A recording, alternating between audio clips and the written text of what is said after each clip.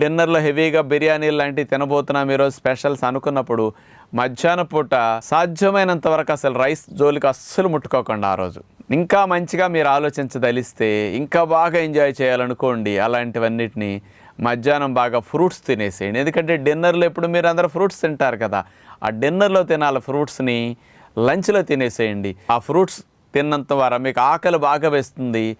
మంచి ఎంత డిమాండ్ ఉంటుందంటే శరీరం ఇంకెప్పుడు పెడతాడు అనిపిస్తుంది అనమాట.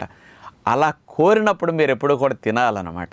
అసలు రోజు అంత ఆకలి వేయకుండా తిన్నప్పుడు బిర్యానీకిను ఇంత మధ్యాహ్న పూట లంచ్లో పళ్ళు తినేసి డిన్నర్లో వెరైటీలన్నీ కర్రీస్ లాంటివి కాస్త ఇట్లాంటివన్నీ పెట్టుకుని పన్నీర్లో వెరైటీలన్నీ ఇట్లాంటివి పెట్టుకుని బిర్యానీలు తింటుంటే మీరు క్వాంటిటీ ఎక్కువ తినగలుగుతారు. ఇంకా చాలా మీ టేస్ట్ అనేది మీరు అనుభూతిని ఎంజాయ్ చేయటం అనేది పొందటం అనేది మామూలు కంటే